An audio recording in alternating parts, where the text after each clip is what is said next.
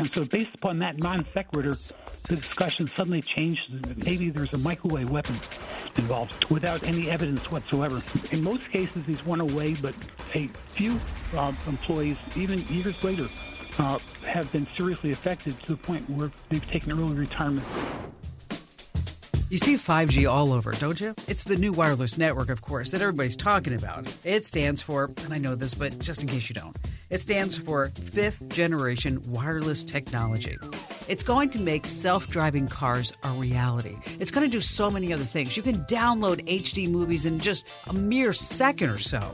Everything's going to be smart, even the tires on our car. I read about this and I couldn't believe it. Smart tires would actually talk to road sensors who would actually talk to other cars, and then they would be involved in, say, predicting traffic patterns. Now, 5G just didn't arrive overnight. Of course, we have to go back in time. 1G, do you remember that? It hit the scene in 1985. And then we started to go digital, so we switched to 2G. Later on, 3G, we're all super excited about that because then you could finally get email on your phone. And then 4G, Uber, Lyft, streaming videos. And today, 5G is just blasting through. And it's one day going to give us autonomous cities and self-driving drones. And it seems like whenever anything new is in technology, we always have conspiracy videos and theories that float around. And with 5G, there's no scarcity of it.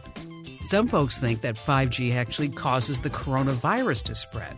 And these online beliefs are turning to real-life crimes. I don't know if you heard about the cell phone tower attacks of 2020. Well, here, take a listen from Global News. This has fast become a familiar sight. A cellular tower set ablaze. In 1 week, police responded to 7 similar fires, all targeting cell towers. They've since arrested a couple in their 20s and are investigating whether they might have been motivated by a conspiracy theory linking 5G technology to COVID-19. There are a lot of possible explanations that are being thrown around as to how the 5G piece could be, meshed with the COVID-19 piece, like two puzzle pieces that don't really fit together, but you're trying to smush them together. One of the first to suggest the link was this Belgian doctor back in January in an interview with a local newspaper. Within 24 hours, the paper removed the story. But the spark of the conspiracy had been lit. The weeks that followed saw the claim repeated over and over on social media. And here's the deal. None of the Quebec towers were attacked had 5G capabilities. So you might say, I don't know, Kim, maybe it was just a freak accident, an anomaly. No, it also happened in Great Britain and the Netherlands. If you go on YouTube and watch any video on 5G, you are just going to find a ton of folks in the comments section saying that the radio waves from these 5G cell towers are downright dangerous. Heck, whenever I talk about 5G, I get all the people on Twitter tagging me about, oh no, you don't know what you're talking about, Kim Commando. 5G is going to kill us all. So I decided, let's take a deeper look at it. 5G internet, is it safe or is it not? How did this theory start anyway? What's the evidence? And what about cell phones when we're talking about it? Are they safe? Does holding a phone up to your head actually cause brain tumors? This is going to be a great podcast because I searched far and wide to find an expert who knew all about this. And I'll tell you, he's a scientist. He likes to talk about research. So he's not going to be a comedian. I just want to tell you that's right up front. We're just going to be talking about the facts. So stay right where you are. You don't want to miss a moment of this.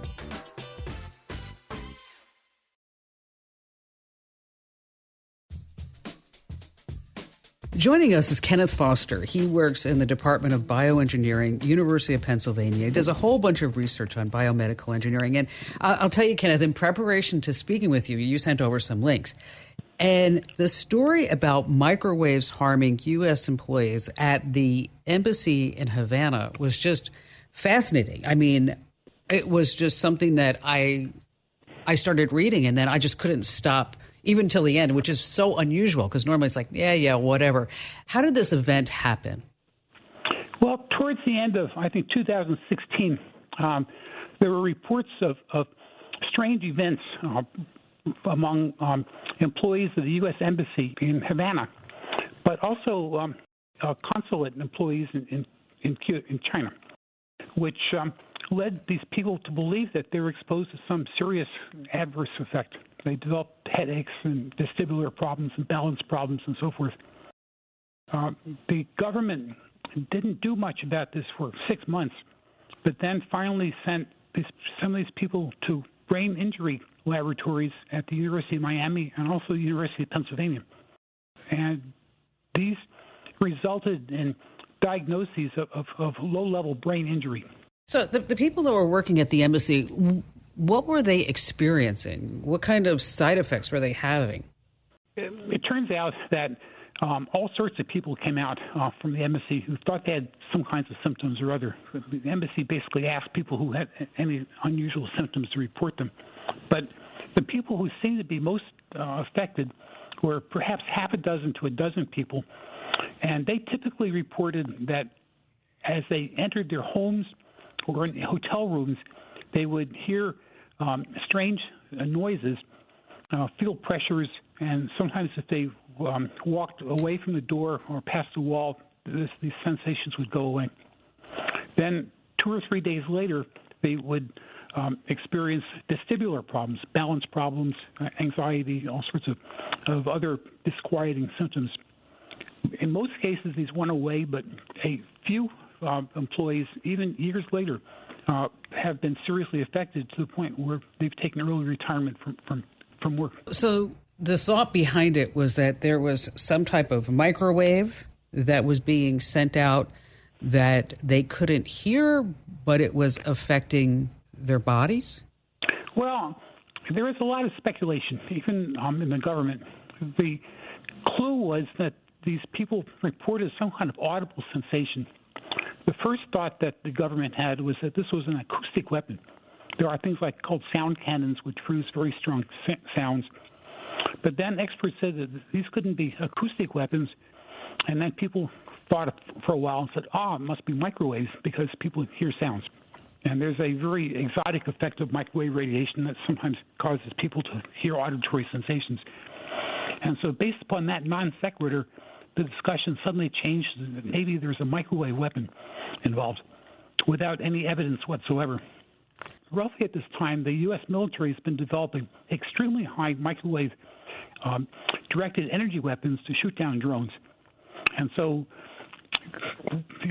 one thing led to another, and all of a sudden the discussion started focusing on microwaves, but again, with no evidence whatsoever, or even any basic physical plausibility that this was the problem. So I assume that once we got all these reports of these people that they just weren't feeling well or they lost their balance or whatever it may be, that we did some type of investigation? Yes. The Centers for Disease Control reviewed the medical records of a lot of these people, as well as other medical records, and they didn't have access to raw medical data or even to the patients, and so they basically just sort of sifted through a lot of strange, unconnected symptoms, and they thought they found a set of symptoms that characterized the people who were most affected, even though they had no clear way of identifying exactly what the problem was.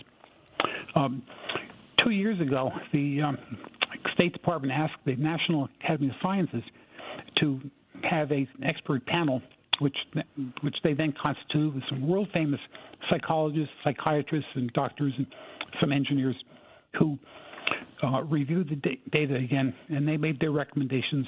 The report was just released this past December, and they don't know what this problem is. They suggested that maybe the evidence was most consistent with a microwave weapon, but they didn't really provide any strong reason to think that was the case. And in fact, they cited studies that were basically unrelated to this kind of problem.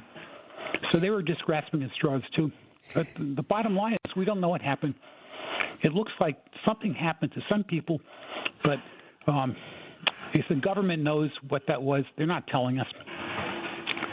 The only thing that sort of makes me a bit concerned is that there have been reports from other people around the world that they've been subjected to these kinds of problems. And these were intelligence, CIA agents, wow, and who seem to think that they were somehow targeted for whatever reason. Don't we have auditory weapons now? Well, there are things like sound cannons. The police will use these to break up riots. There is possibility of a weapon using so-called infrasound, which is at lower frequency than people can hear, which is said to produce the kinds of symptoms that these people reported. I found a news story from a Chinese group which had announced the availability of an infrasound weapon. I refer to it in my article. In case your listeners want to look this up, I had a column of this in the website Science-Based Medicine, where I provide all sorts of references. So there's at least the possibility that there's some kind of weapon like that may have been used. And in fact, it's been known that over the years, the U.S., the UK, and Russia have spent a fair amount of resources developing these kinds of acoustic weapons. But of course, we have no idea that these were used. My contact in Cuba, who's a very distinguished neurophysiologist, is just adamant that the Cubans would not want to do this to harass embassy employees because they were trying to get the U.S. sanctions rolled back, and there'd be no reason for them to do anything adverse to the employees of the embassy. But if there was some kind of intelligence going on, this calculation may be quite different. If you got a bunch of CIA agents running around doing things that the Cubans didn't want done. So we can only speculate that maybe something like this happened. We don't know the job descriptions of the people who were affected. We can pretty much assume they were not clerk typists, right? And they probably weren't standard embassy staff, but we don't know.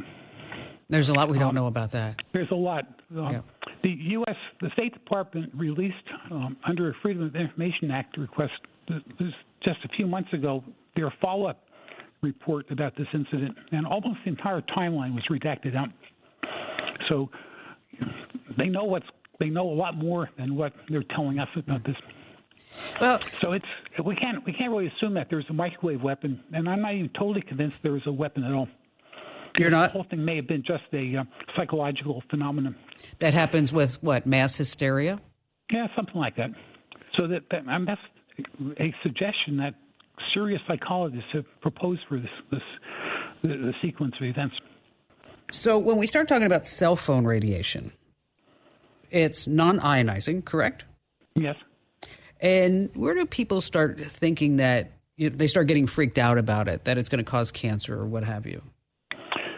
Well, let me tell you, I've been involved in this field one way or other since 1971. And at those days, people were freaked out about radio frequency energy. And so it's been a long-standing concern at some level among some people. The idea that cell phones are uniquely dangerous arose by accident in, I believe it was 1993, when a man by the name of David Renard went on to the Larry King Show, and he said that his wife had used the cell phone extensively, and she developed brain cancer, and he's going to sue the companies. This created an overnight sensation, lots of news media coverage, and that by itself launched the whole issue about whether cell phones cause brain cancer. And so now, something like 30 years later, people are still arguing whether there's any connection at all. We're speaking with Kenneth Foster. He's super smart.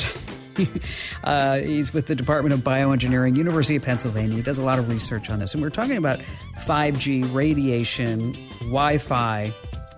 Is it a threat to our health? And we have to take a quick break to say special thank you to our partners in this podcast because they make all things possible. So stay right where you are. We got a lot more coming up you don't want to miss.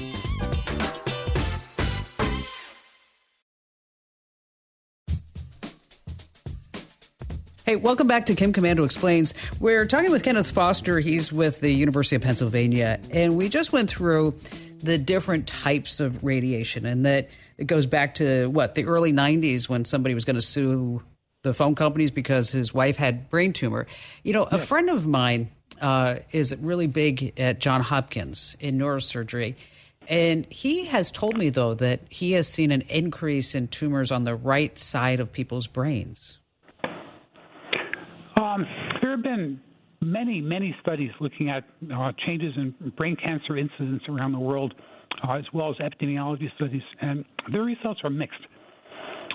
His anecdotal evidence doesn't really count for much compared to, massive studies, which generally don't find too much. The number of people who use cell phones has just gone up exponentially since they first started being used, I guess, around the late 1980s. And now everybody in the world uses a cell phone. And there's been really not much of a change in the incidence of brain cancer over the years. Now, there are many different kinds of brain cancer, and it can be located in many different parts of the head.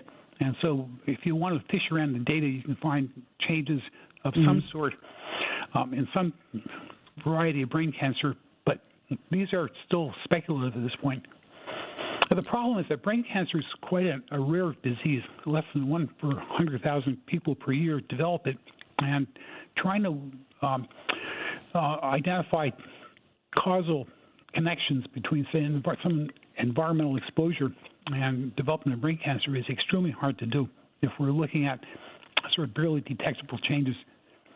So I would accept the competence of your friend at Johns Hopkins, but I just don't think his personal observations are likely to carry too much water.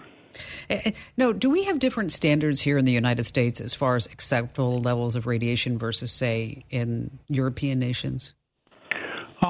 Most countries around the world have adopted generally similar exposure limits. There are 2 major international committees. I'm on one of them that sets exposure limits. In the United States, the Federal Communications Commission sets its own exposure limits, but they pretty much follow major international limits. And so there are small differences here and there, but generically the exposure limits are about the same. And what are those limits? Well, as related to cell phone use, they're in terms of the so-called specific absorption rate, which is the amount of energy that you can deposit in tissue. I believe it's 1.6 watts. Well, I'm not going to give you numbers, but it limits the amount of power that you can deposit in tissue from a cell phone use against the head. And so a lot of people are now using Bluetooth headsets to reduce the amount of radiation. Is that even necessary? I keep on being asked this question, and my only response is that there's no clear evidence that this has any health benefit, but it doesn't cost anything. If it makes people feel better, sure, why not? And it actually makes for greater conversations, too. So you don't hear all the background noise that's happening. What do you say to people who think that 5G is spreading coronavirus? I mean, it's so out there. It's such a conspiracy theory that it seems like a lot of the uneducated superstars and celebrities seem to be spreading on social media. Yeah. Well, let me ask you as a journalist, what do you say if I asked you whether Hillary Clinton's molesting children in the basement of a pizza shop? Yeah. I mean, it's the same kind of question. It's strictly out of QAnon. It's just beyond the pale. The whole idea is just crazy. It's so extreme. Or the one I heard that 5G robots are controlling our minds. Maybe the coronavirus vaccine might be injecting 5G radio waves into a body. No, don't even. It's crazy. It's just not. It's just not even worth discussing. Yeah. Then the birds. Remember that one? The birds died at The Hague. 100 birds, and 5G is going to control the weather. And I think maybe people are spreading this because they just don't understand what 5G is. Can you do that? Okay. Well, first of all, 5G doesn't refer to any specific physical agent. It refers to a set of engineering specifications that let cell phones communicate. 1G was just analog telephone technology. 2G was GSM, then came CDMA. These are just different ways of cutting up the microwave spectrum to communicate signals. And so 5G is just the latest iteration of this. Its chief advantage is that it provides a much faster data transmission to a user because it gives them a bigger chunk of the radio frequency spectrum in their signals. But you're still talking about radio waves. There are 3 bands that 5G operates in. 2 of them are close to or in present cell phone bands, so it's basically just cell phone radiation. A 3rd band is close to the millimeter wave range, which is somewhat higher in frequency, which has not been used before. But again, this is just cell phone technology using radio waves of the sort that are already present in other technologies. Now, what about people who believe that you shouldn't be living near any of the 5G towers? Well, people have been living near cell base station towers, at least for 20 years. The basic thing that's driving all this is just that there's been this exponential increase in the amount of data that's being transmitted on cell phone networks. It's like doubling every year and a half. And now everybody's grandmother is on Facebook, it seems. And so if everybody's walking around watching TV on their cell phones, there's going to be more data transmitted, and that's going to require more cell base stations. And people can't have it both ways. Either they want to use data on their cell phones big time, or they want to be free of cell towers. So have there ever been any serious impacts of radiation frequency from technology on our bodies? Well, first of all, I suggest that you don't take selfies standing at the edge of a cliff. Okay. Cell phones are very dangerous. Don't text and drive. That's very dangerous. As far as the effects of the signal from cell phones on the body, that's been controversial ever since 1993. There have been, at this point, a couple of thousand studies and endless analyses by health agencies, and they basically don't see any clear sign of any kind of problem. But there are enough odds and ends and open questions in the literature that they recommend more research.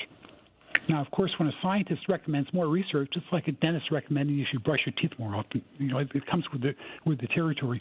But as far as any clear evidence that there's any kind of adverse problem, at this point, health agencies haven't found it. After all these years of study and without any clear evidence of a problem, I'm somewhat skeptical that anything will be found. But I can't predict the future, and who knows? It's I love your analogy about the dentist and the scientist, because when people hear more research needs to be done, they go, yes, see, there is a correlation. There is something. They've found it. They just need to prove it. Yeah, well, there are correlations.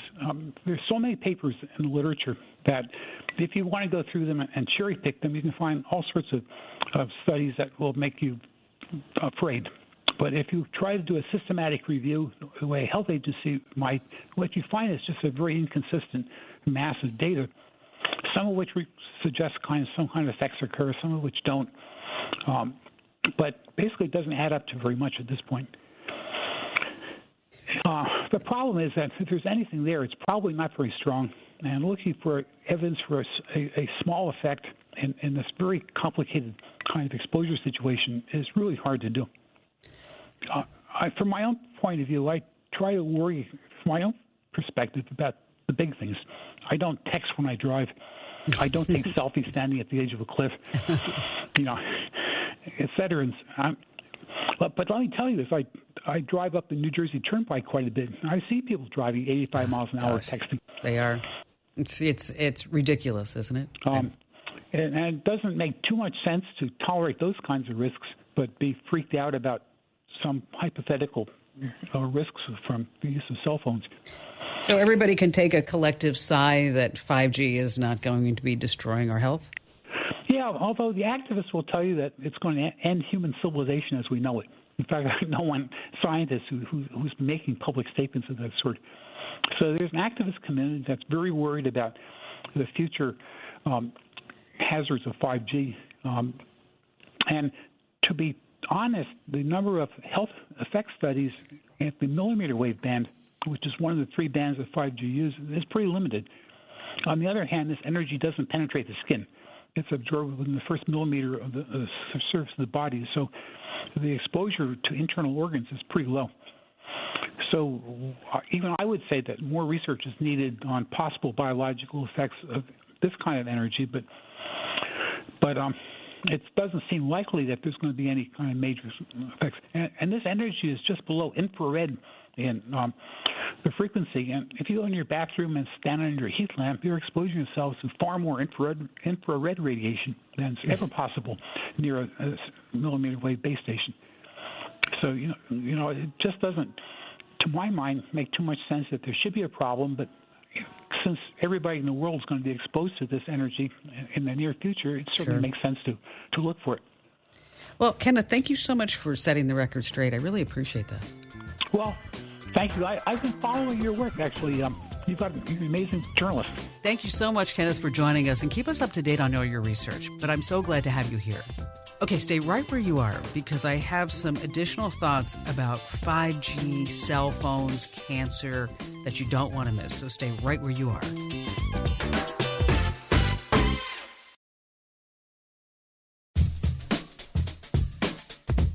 So 5G is 20 times faster than 4G.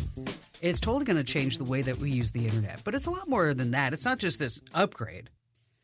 There are some things that are happening behind the scenes. Like a few years ago, if you wanted to connect, say, 10 devices to the internet, you needed a router.